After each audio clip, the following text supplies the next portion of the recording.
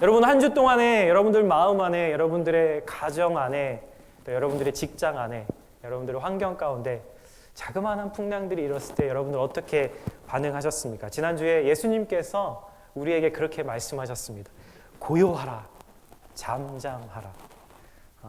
오늘 이번 한 주 동안에 여러분 그 말씀을 혹시 들으시면서 경험하셨습니까? 저는 지난주에 사무실을, 제 목양실을 청소를 하고 정리를 하는 시간을 잠깐 가졌습니다. 좀 이렇게 먼지 쌓인 부분들을 닦고 베큐음을 하고 또 소파들을 조금 다시 다시 어레인지를 하고 그러면서 제 마음에 제가 보기에 좋게 조금 이렇게 청소를 하고 정리를 했습니다. 그렇게 한나절 그렇게 정리를 하고 다시 의자에 앉아서 잠시 이제 기도를 하게 되었던 것 같아요.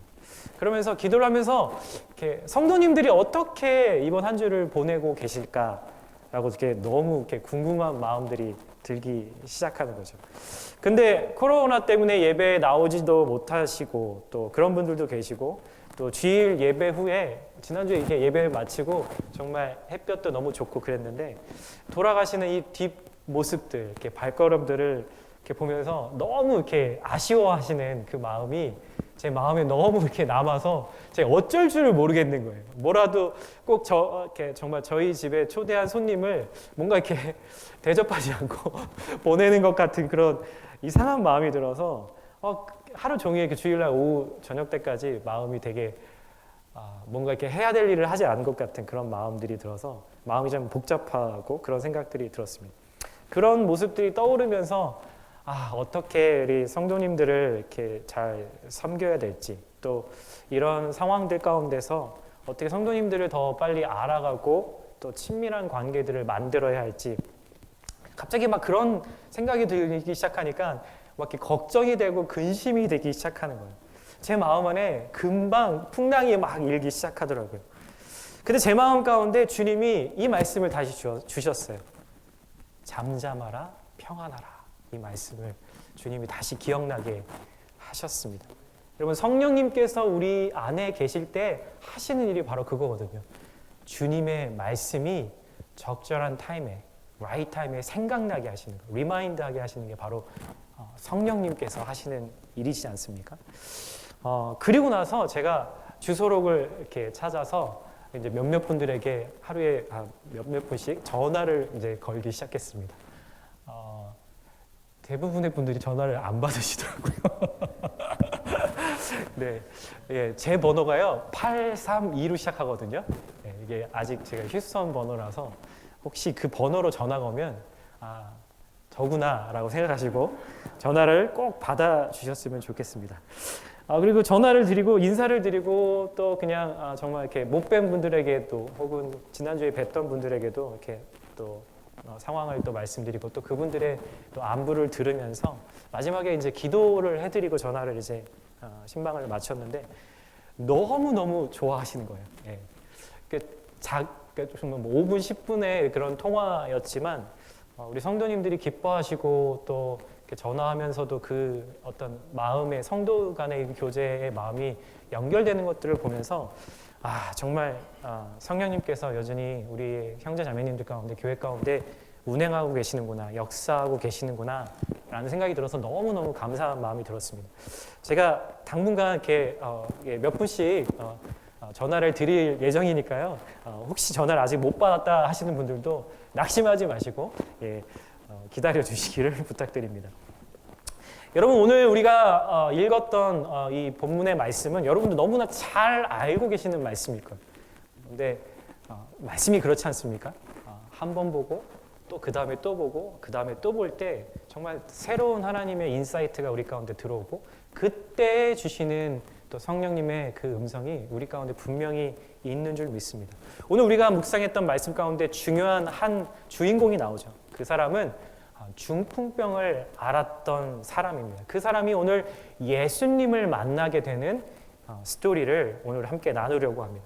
여러분 요즘에도 이 질병을 많이 보게 되죠. 이 질병은 그때나 지금이나 완벽하게 치료가 되지는 못합니다. 요즘은 이렇게 부르죠. 뇌졸중, 뇌경색 혹은 중풍이라고 부르기도 합니다. 어떤 경우에는 몸을 전혀 마비가 되어서 전혀 움직이지 못하게 되기도 하고, 어떤 경우에는 몸의 일부분만, 왼쪽이나 오른쪽이 마비가 되기도 하고요. 정말 어떻게 보면 일시적으로 뇌에 혈액 공급이 되지 않아서 그 뇌세포가 죽게 되어서 언어 장애가 오기도 하고, 또 직접 장애, 공간 장애가 오기도 합니다. 사실 이 질병을 앓고 계시는 분들을 보면 무엇보다도 힘든 것이 그 이전에, 아프기 이전에 그 사회생활로, 정상적인 그 사회생활로 돌아가기가 참 어렵다는 것이죠. 심한 경우에는 누군가의 도움을 받아야지만 화장실도 갈 수 있고 밥도 먹을 수 있는 상황에 이르게 되기도 합니다. 그리고 여러분, 이 시대에요, 이 중풍병이라는 것은 어떻게 보면 하나님으로부터 받은 심판의 결과, 죄의 결과라는 생각이 되게 팽배했던, 의학이 그렇게 발달하지 않았던 때이기도 했지만 그것을 종교적으로만 심판과 죄라는 것으로만 해석했던 그런 통념이 강했던 그런 때였습니다. 그래서 정서적으로나 사회적으로나 영적으로 고립되어서 아주 외로운 삶을 살 수밖에 없는 그런 질병이었습니다. 여러분, 이 질병이 저희에도 되게 익숙합니다. 그 이유는 저희 아버지께서 15년 전에 이 중풍을 병을 앓으시고 지금도 그 병을 앓고 계시기 때문입니다. 이 중풍병 환자에 대한 자세한 이야기가 오늘 본문에는 사실 나오지 않아요. 사복음서 가운데 요한복음을 제외하고 이 세 개의 복음서에 이 동일한 사건을 기록하고 있습니다.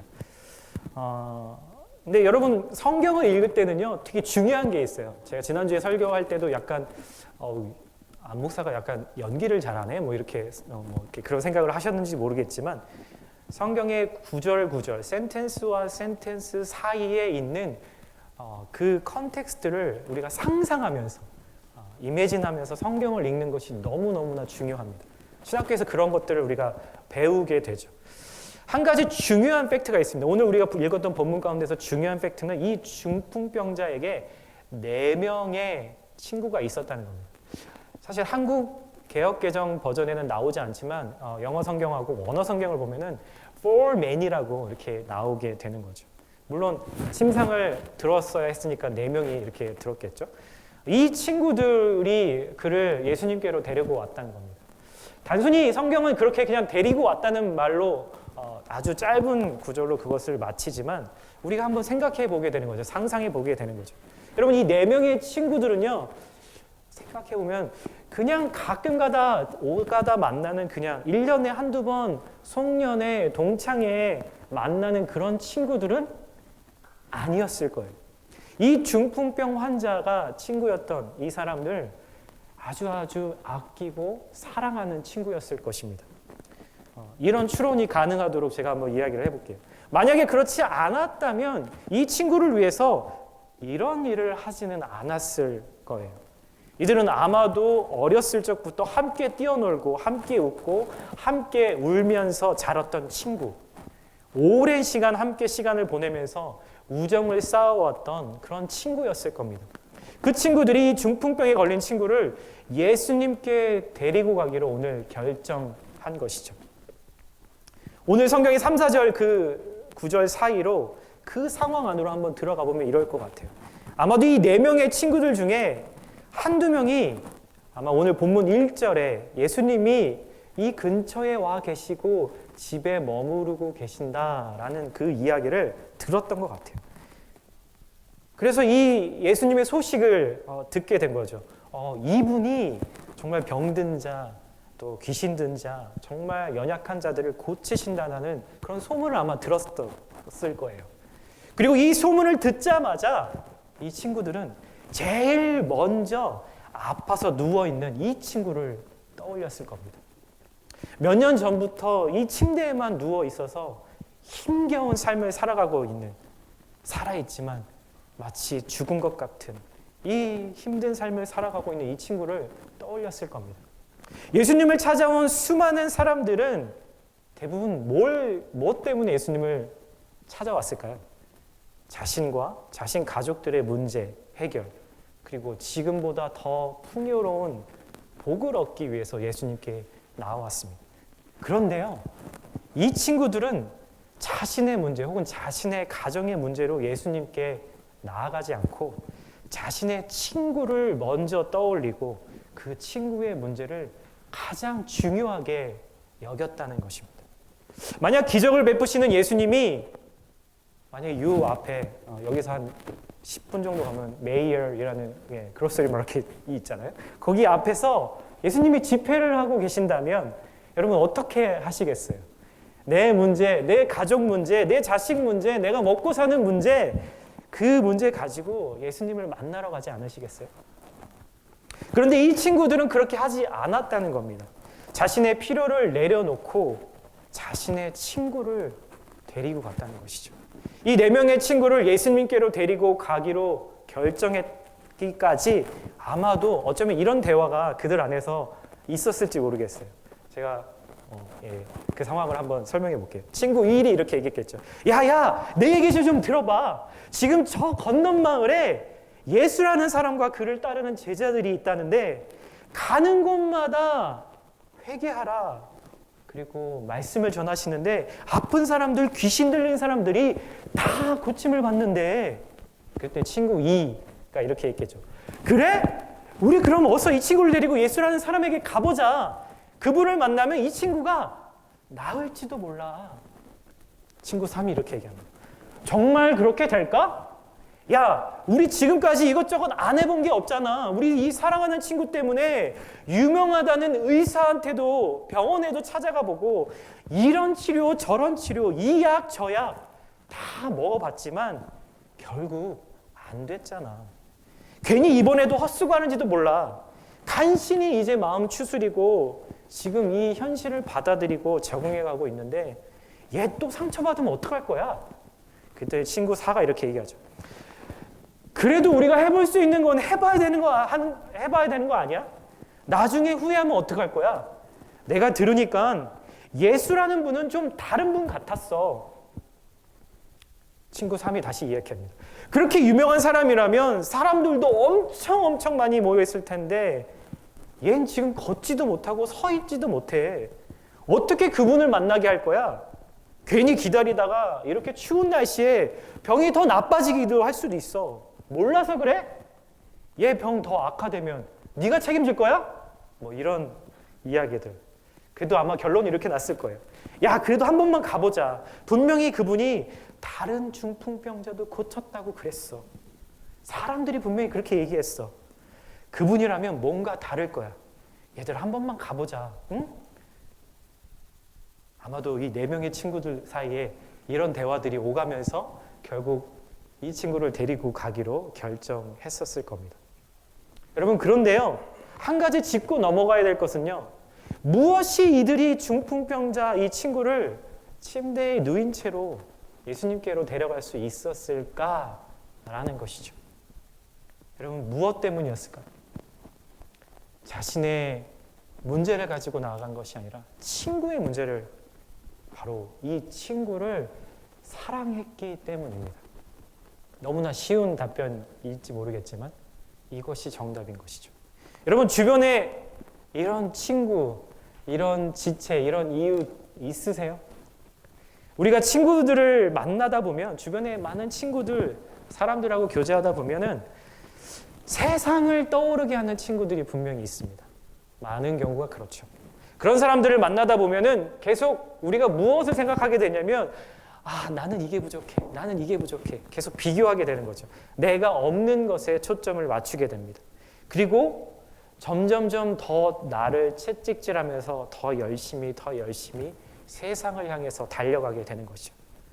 여러분, 그런데요, 어떤 사람은요, 그 사람을 만나면 예수님을 기억하게 하는 그런 사람이 있습니다. 그 사람을 만나면 나의 삶을 다시 한번 잠시나마 돌아보게 되고 나의 죄를 고민하게 되고 회개하게 하는 그런 친구가 있습니다. 그리고 다시 연약해진 믿음을 추슬러서 다시 예수님을 위해서 말씀에 순종하며 살아야겠구나 하는 생각을 하고 그런 격려하는, 나를 위해서 기도해주는 그런 친구도 있다라는 것이죠. 좀 이런 분을 떠오르면 저와 제 가운데 한 분이 떠오르세요. 제가 청년부 시절에 제가 한국의 서울의 온누리교회라는 곳에서 청년부를 공동체를 보냈는데 청년실에 한 분이 청년 예배 가운데 나오셔서 간증을 하셨던 적이 있으세요. 제가 그때 찬양 부서에 있었는데 그 부서의 부장 집사님이셨어요. 간증을 하시기 전에 자신을 먼저 이렇게 소개를 하셨던 기억이 나요. 그분의 직업은 어느 증권회사의 CEO셨는데 자신을 그렇게 소개하시더라고요. 네, 여러분 저는 하나님의 자랑스러운 아들입니다. 그리고 우리 교회 3부 예배 찬양 인도자로 섬기고 있습니다. 그리고 A 선교단체의 간사로 섬기고 있죠. 그리고 저는 부업으로 증권회사도 섬기고 있습니다. 이렇게 자기 자신을 소개하시더라고요. 근데 참 신기했던 것은 교회 리더들이 돌아가면서 그 예배 때마다 대표 기도를 하시잖아요. 보통 집사님들이나 장로님들 이렇게 돌아가시면서 대표 기도를 하시는데 유독 그분이 대표 기도를 할 때에는 참 신기한 일들이 있었어요. 근데 그분이 대표 기도를 하시면 어떤 사람들이 막 흐느껴 울기 시작하는 거예요. 단지 그냥 대표 기도하는 건데 라고 생각하실지 모르겠지만 그 3분의 짧은 기도 시간에 사람들의 마음 안에 회개하는 역사가 일어나고 주님의 이름을 부르게 하는 그런 은혜가 있더라고요. 그래서 그분이 대표 기도를 하시면 그 다음 순서가 광고 시간이었는데 사람들이 그 눈물을 멈추지 못해서 어떤 경우에는 광고를 미루고 같이 기도를 했었던 기억도 있습니다. 그래서 저는 늘 궁금했어요. 왜 그럴까? 왜 저분이 대표 기도를 하면 그분이랑 교제를 하면 가끔 이제 좀 같이 식사도 하고 교제도 했지만 그분이랑 교제를 하면 그분이 왜 찬양을 인도하시면 왜 그렇게 많은 은혜가 부어질까? 왜 주님을 생각나게 할까? 오랫동안 고민했습니다. 저도 그렇게 되고 싶었거든요. 그때 저의 고민의 그 결론은 이것이었습니다. 저분은 정말 24시간 주님 앞에 연결되어 계시는구나. 단순히 어느 정도 하나님과 연결되어 있는 것이 아니라 저분의 삶에는 주님이 센터에 계신, 그냥 코너에 계신 것이 아니라 정말 센터에 그 주님이 계시는구나. 얼마나 겸손하신지요. 맨날 정말 한 아들뻘과 같은 그런 청년들을 만날 때마다 자신의 연약함들을 이렇게 오픈하시고 나누는 거에 대해서 하나도 주저하지 않으시고 참 그런 모습들을 보면서 저분을 보면서 항상 예수님을 떠오르게 하고 내 자신을 돌아보게 하고 다시 내 자신이 주님을 더 바라봐야겠구나라고 생각나게 하셨던 신앙의 선배이자 리더로 참 많은 영향을 주셨던 분이었습니다. 여러분은 어떤 친구, 어떤 이웃들을 만나고 살아가십니까? 그리고 혹시 여러분들은 그들에게 어떠한 친구, 어떠한 이웃이 되어주고 계십니까? 세상을 생각나게 하는 사람입니까? 아니면 예수님이 생각나게 하는 사람입니까? 이것은 너무너무나 우리 신앙의 중요한 질문이고 우리의 삶 가운데 돌이켜봐야 할 질문인 것입니다. 오늘 우리 본문 가운데 이렇게 4명의 친구들은 침대를 들고 중풍병자를 데리고 가버나움 한 집에 계신 예수님께로 찾아갑니다. 그런데 2절에 보면요, 그 집에 사람들이 가득 차 있고 집 문 앞에도 많은 사람들이 있었다고 말합니다. 그래서 4절에 많은 사람들 때문에 이 아픈 친구를 데리고 집 안으로 들어가서 예수님을 만날 수가 없었던 것이죠. 문은 하나고 예수님은 수많은 사람들에게 둘러싸여 있고 가까이 갈 수조차 없는, 문 앞까지도 갈 수 없는 그런 상황들. 이들은 그들이 어쩔 수 없는, 자신의 힘으로는 어떻게 할 수 없는 그 장벽에 지금 부딪히고 있는 것입니다. 여러분, 우리가 삶을 살다 보면요, 이렇게 내 힘으로는 어쩔 수 없는 그런 장벽에 부딪힐 때가 여러분 있잖아요. 그렇지 않으세요? 저와 여러분들의 인생에서 이런 장벽에 부딪힐 때 주님께 나아가는 일이 참으로 어려워질 때가 있습니다.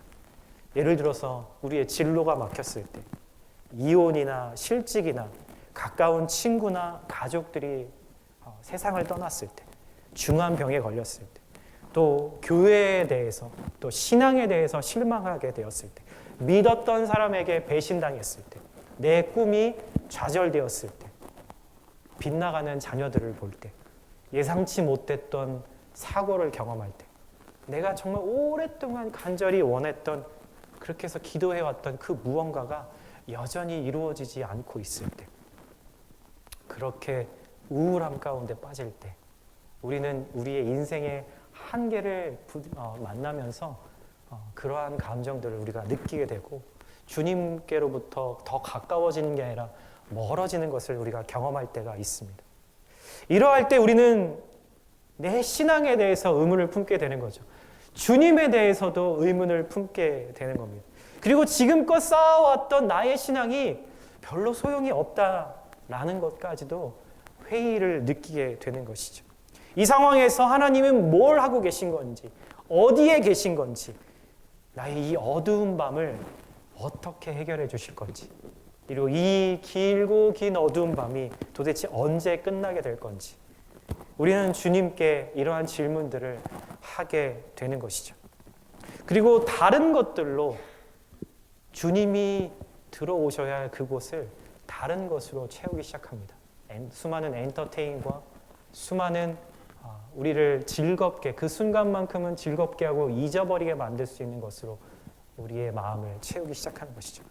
여러분, 성경을 보면요, 아브라함이 100세의 아들을, 첫 아들을 갖잖아요. 근데요, 하나님이 아브라함의 삶 가운데서 나타나셔서 내 아들이 있겠다라고 말씀하신 게 언제인지 아세요? 아브라함이 75세 때 이 말씀을 하세요. 그러면 얼마의 시간이 걸려요?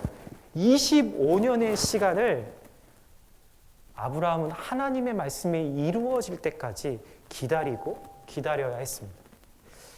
어떻게 보면 아브라함에게 25년이라는 이 기다림의 시간은 아주 높고 높은 한계, 장벽이었을 거예요. 그리고 또 다윗에게는 질투심에 불타는 그 사울왕을 피해서 그가 왕이 되기 전에 13년이라는 시간을 도망다니는 그런 어둠의 시간들이 있었습니다. 그리고 우리 구약 성경의 선지자 중에 하나죠. 에스라 선지자는 느헤미야라는 그 사람이, 그 선지자가 이스라엘 백성들을 데리고 올 때까지 13년의 시간을 이스라엘 백성들을 가르치고 또 같이 예배하기 위해서 힘썼지만 하나도 변하지 않는 그러한 시간들을, 아무런 열매도 맺지 못하는 그런 어두운 밤의 시간들을 기다렸습니다. 그리고 욥은요, 10명의 자녀들과 자신의 모든 소유, 건강까지도 잃었던 그날부터 영혼의 칠흑 같은 그런 한계들, 어두운 밤을 경험했었다는 것이죠. 여러분들은 어떠세요? 여러분들의 이 삶 가운데서, 우리의 삶은 다 다르고 각자가 다른 환경 가운데 있지만 우리에게도 이러한 시간들이 분명 있다고 하는 것이죠. 이 중풍병자가 지새웠을 이 수많은 밤들, 혹시 여러분 상상해 보실 수 있으시겠어요? 이번에 제가 한국에 가서 저희 부모님들하고 이렇게 만나고 또 교제를 하면서 되게 마음이 되게 아팠던 그런 질문과 답이 있었어요. 저희 우연히 지나가면서 저희 어머니한테 몇 시에 주무세요? 몇 시에 일어나세요? 이렇게 물었는데 저희 부모님 7시에 주무세요. 7시 반에 주무신대요. 특별히 이렇게 하실 일이 없으셔서 이제 80이 넘으셨거든요. 근데 아침에 몇 시에 일어나세요? 그러니까 깨기는 1시, 2시에 깨는데 너무 일찍 일어나면 할 일이 없으니까 보통 4시에서 5시쯤에 일어나신다. 그러시면서 저희 어머님이 말씀이 많지 않으시거든요. 딱 한 말씀 하시더라고요. 밤이 너무 길어 라는 말씀을 하시더라고요. 그 말을 듣는데 제가 너무 마음이 아프더라고요. 여러분, 이 중풍병자가 지새웠을 수많은 밤들을 혹시 우리가 떠올려 볼 수 있지 않을까요? 그에게는 이 밤이, 매일매일의 밤이 너무너무 외롭고 긴 밤이었을지 모르겠습니다. 그리고 이 4명의 친구들도 지금 그를 예수님 앞에 데리고 갈 수 없는 장벽에 지금 부딪히고 만 것이죠. 우리는 여러분, 젊든 나이가 들었든, 건강하건 건강하지 않건, 똑똑하건 똑똑하지 않건, 돈이 많건 많지 않든, 우리 모든 인생에서 이렇게 한계를 경험하게 됩니다. 여러분, 한계를 경험할 때 어떻게 반응하세요? 이 한계 앞에서 우리가 취할 수 있는 반응은 두 가지예요. 하나는 포기하거나 또 다른 하나는 나를 더 책찍질하면서 노력하고 더 노력하고 더 노력하는 것이죠. 물론 우리에게 그런 노력도 필요합니다. 그런데 이 그리스도인들에게 한계를 만날 때 그 한계는 주님의 메시지가 있다는 것입니다. 그 한계 때문에 주님을 생각나게 한다는 것입니다. 우리가 한계 앞에 서 있을 때 이 한계를 통해서 주님을 보게 만들고 이것을 뛰어넘으실 수 있는 분이 바로 우리 주님이시라는 것을 알고 믿게 되는 것이죠. 이렇게 나의 한계를 받아들이고 인정하게 되면 여러분, 그때부터 주님이 보이기 시작합니다. 여러분, 그때부터 주님의 말씀이 내 안으로 들어오고 그 말씀이 내 삶에서 해석되기 시작합니다. 그때부터 신랄 같은 믿음이 내 안에서 생겨나게 되는 것이죠.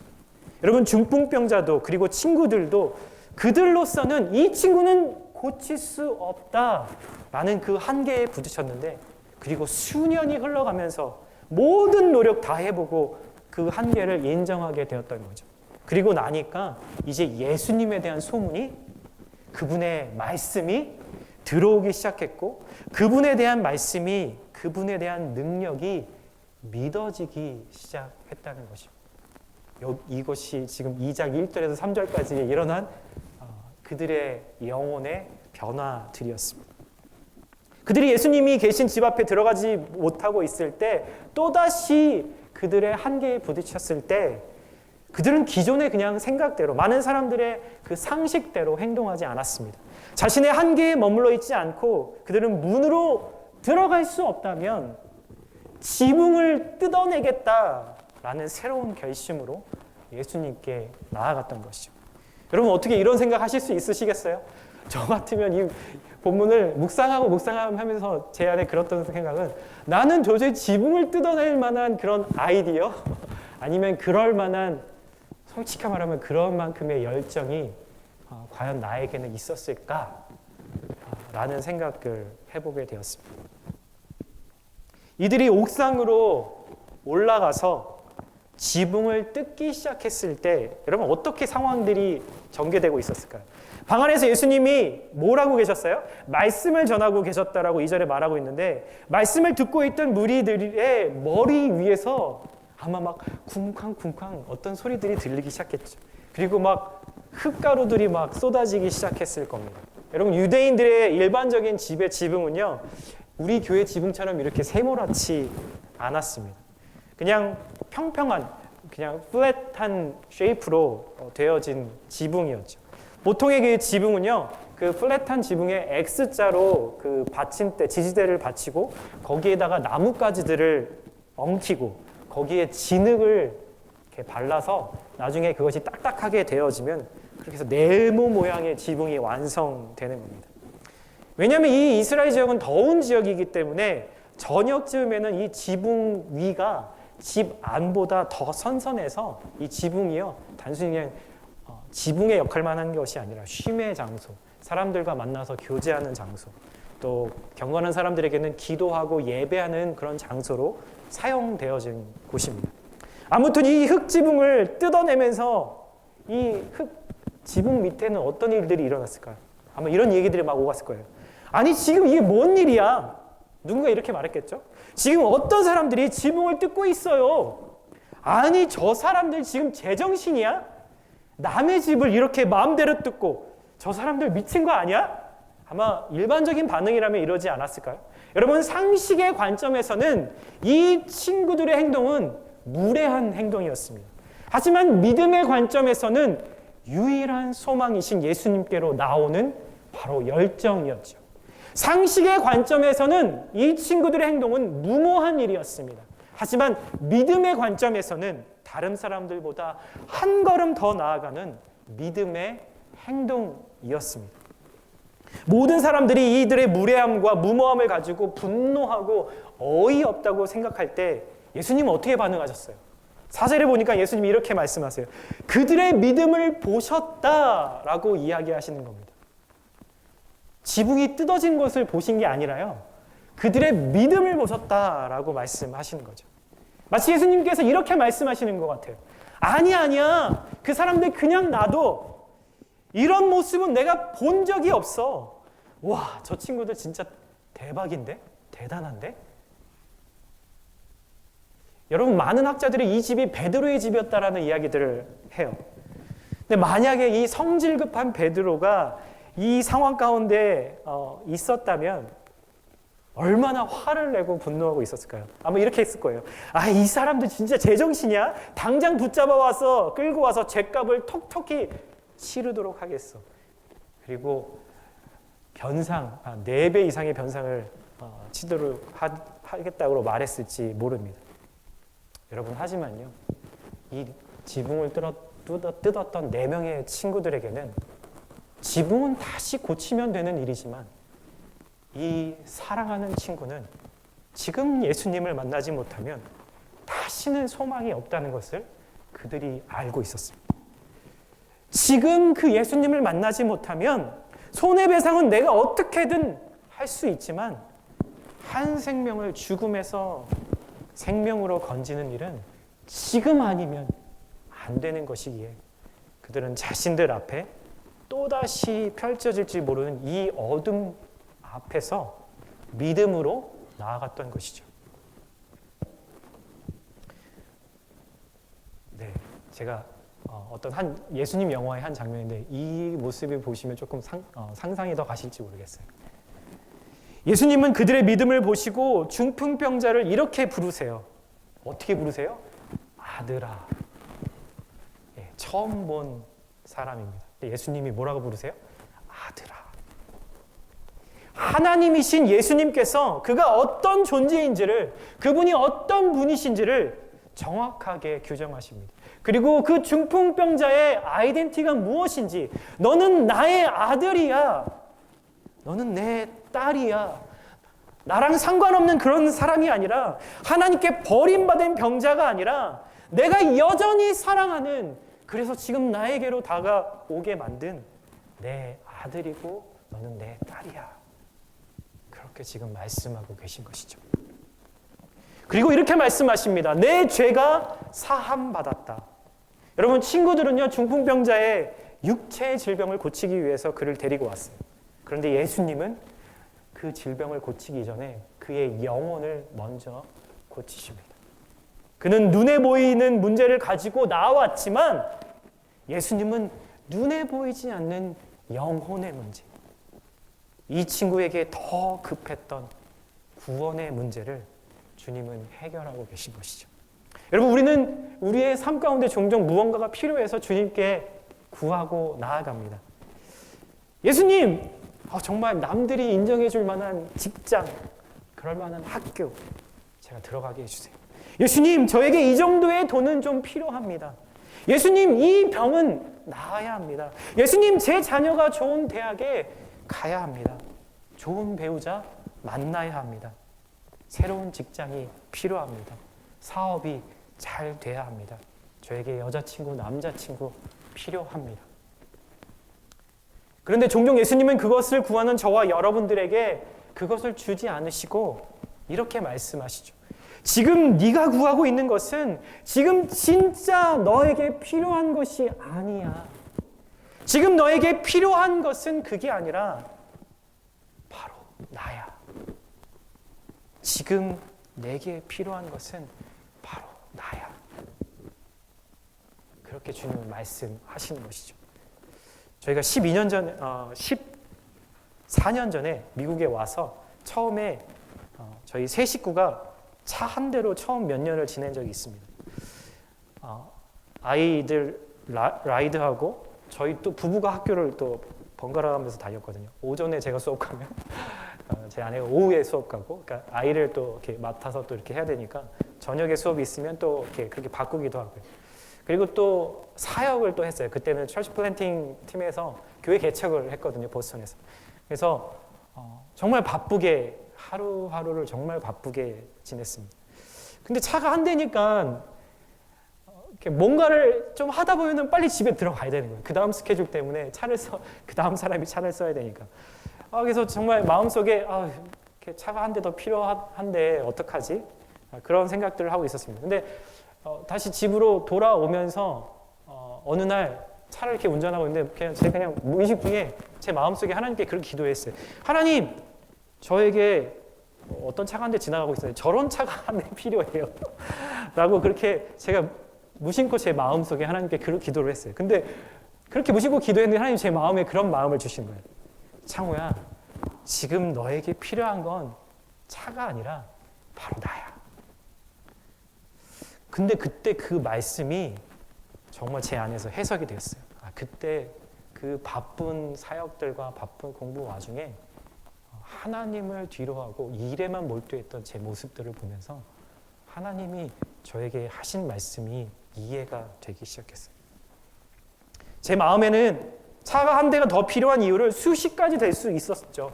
하나님, 이런 사역 저런 사역 위해서 하나님의 영광을 위해서 이렇게 하고 있는데 이게 필요하지 않겠습니까? 그런데 제 안에 성령께서 그렇게 말씀하셨을 때 아쉬운 마음이 아니라 하나님의 마음이 이해가 가고 아멘으로 받을 수 있었던 것이죠. 그렇구나. 나에겐 지금 당장 필요하다고 믿었던 것보다 내 주님이 더 필요한 거구나. 그래, 그게 맞다. 사랑하는 형제자매 여러분, 지금 여러분들에게 필요한 것은 무엇입니까? 수많은 위시 리스트가 여러분들 마음 가운데 있을 수 있겠지만 우리에게 진짜 필요한 것은 바로 주님 자신, 주님 한 분입니다. 우리 앞에 놓인 한계들을 마주할 때마다 우리는 내 안에 정말 거짓되고 교만했던 우리의 자아의 껍질이 하나씩 벗겨지고 그리스도 안에서 한없이 부끄러운 자신의 모습을 드러내게 됩니다. 여러분들이 겪고 있는 외로움, 불만족, 상처, 실패, 실수, 이러한 한계들이 여러분들의 삶에 찾아올 때 원치 않는 그 어둠의 시간들을 통해서 지금껏 내 자신을 속이는 교만함으로부터, 그리고 여전히 나는 그리스도인이라고 말하지만 내 삶의 센터에 계시지 않는 그 주님, 그것을 보게 만든다는 것이죠. 사랑하는 성도 여러분, 이 어둠의 시간들을, 나의 한계들을 기꺼이 받아들이십시오. 그리고 그것을 주님 앞에서 인정하고 그 한계를 뛰어넘어서 일하시는 주님을 인내하며 기다릴 때 주님은 저와 여러분을 그냥 무늬만 크리스천인, 그냥 교회에만 나오는 크리스천이 아니라 진짜 그리스도인으로서 주님께서 변화시킬 줄 믿습니다. 오늘 본문의 마지막에는 여러분 영혼의 어두운 이 한순간을 지나가고 있지만 여전히 어둠을 깨닫지 못하는 사람들에 대한 이야기가 나옵니다. 거기에 서기관들과 수많은 자신의 문제를 가지고 나왔던 사람들이죠. 그리고 그들은 마음속에 이렇게 생각합니다. 하나님만이 죄를 사하실 수 있는데 저 사람이 뭐라고 저렇게 짓거려대지? 그때 예수님이 그들의 마음속에 있는 것을 즉시로 아시고 이렇게 말씀하시죠. 내 죄가 사함받았다는 것과 내 질병이 고침받았으니 이제 일어나서 침대를 들고 가라 라고 말하는 것 중에 뭐가 더 쉽겠니? 라고 이렇게 질문을 하고 계세요. 여러분, 뭐가 더 쉬우시겠어요? 여러분, 병을 낫게 하시는 게 쉬우시겠어요? 아니면 네 죄가 사함받았다라고 말하는 게 더 쉬우시겠어요? 네 죄가 사함받았다라고 말할 수 있는 게 더 쉽죠. 사실 이때의 바리새인들이 그런 말을 남발하고 있었거든요.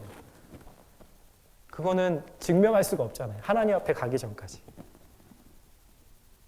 근데 예수님은 이 사람의 죄를 내가 사했다라는 것을 증명하시기 위해서, 바로 내가 하나님이다라는 것을 증명하시기 위해서 이 중풍병자를 고치셨습니다. 그리고 뭐라고 말씀하세요? Rise, 일어나, pick up, 들고, and go, 가라 라고 말씀하세요. 그랬더니 그 사람이 어떻게 했대요? Rise and pick up and then go. 주님이 말씀하신 그대로 그 일이 일어나고 있는 것입니다. 자기 침대를 들고 집으로 돌아가는 역사가 일어났던 거죠. 여러분, 할렐루야, 할렐루야. 그리고 마지막 12절 이렇게 말합니다. 사람들이 놀라서 하나님께 찬송을 드렸으며 우리는 이와 같은 일을 본 적이 없다. 그러면 이것을 본 사람들이 무엇을 해요? 하나님을 비로소 예배하고 있는 겁니다. 우리는 이와 같은 일을 본 적이 없다. 다시 말하면 이것은 하나님의 아들, 바로 메시아가 아니라면 이 일은 불가능하다라고 말하는 거죠. 여러분, 현실은 어떤가요? 저희 아버지는 지금 16년간 같은 모습으로 점점 더 안 좋은 모습으로 악화되어 가고 계십니다. 우리가 한계에 부딪혀서 주님께 이 한계를 걷어달라고 부르짖으면 여러분 그것이 바로 없어지던가요?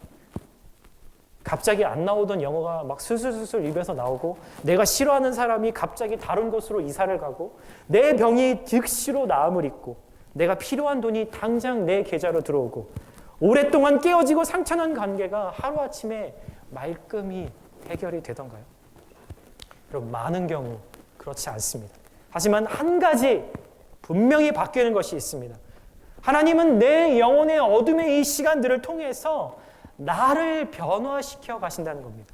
하나님은 상황을 변화시키는 것이 아니라 나를 바꾸신다는 것이죠. 철저하게 나를 주님 앞에 낮추셔서 내가 주인 되었던 내 삶에서 주님이 주인 되셔서 주님, 오직 주님만이 필요합니다 라고 고백할 수 있게 만드는 것이죠. 여러분 마태복음 5장에 이런 말씀이 있어요. 심령이 가난한 자는 복이 있나니 천국이 그들의 것이며. 여기서 심령이 가난하다는 건요, 진짜 돈이 없어서 가난하다는 것이 아니라 완전히 바닥까지 내려간 마음의 상태. 그래서 내 밑으로는 그 어떤 영혼도 둘 수 없는 그런 겸손함에 낮아진 마음을 말하는 거죠. 참된 변화를 경험하게 된다는 것입니다. 여러분 어떻게 우리가 이 한계, 이 지붕을 뚫고 주님께 나아갈 수 있을까요? 사역자들이 귀에 못이 박히도록 드리는 말씀 있죠.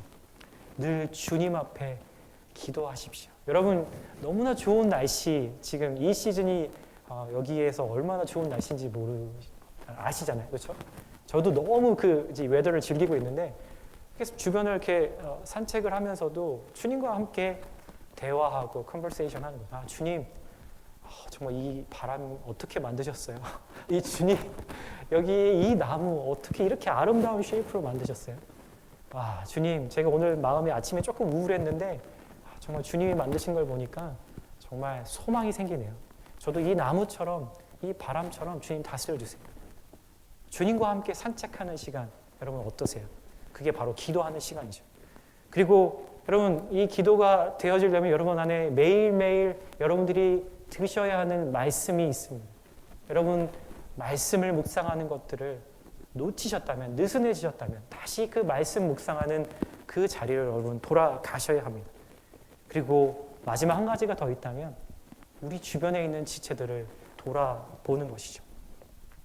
그들에게 어떠한 어려움이 있는지, 그들에게 무슨 필요가 있는지, 그들을 위해서 어떻게 섬길 수 있을지, 아주 작은 거지만 전화 한 통, 카톡, 텍스트 하나, 또 정말 그들에게 전할 따뜻한 차 한 잔이 어떻게 보면은 우리 사랑하는 지체들을 돌아볼 수 있는, 그래서 공동체가 여전히 주님 안에서 커넥되어 있을 수 있는 그것을 경험할 수 있는 것이 아닐까 하는 생각이 듭니다.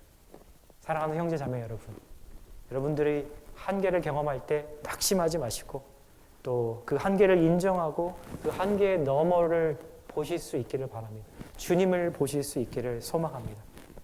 그러기 위해서 오늘 이들이 했던 것처럼 예수님 앞에 나온 그 한 가지, 그것을 이번 한 주 동안 여러분들의 삶 가운데서 실행하시고 훈련하시고 실수하고 넘어지시더라도 또다시 주님 앞에 나아가는 그러한 축복된 한 주가 되시기를 예수님의 이름으로 축원드립니다.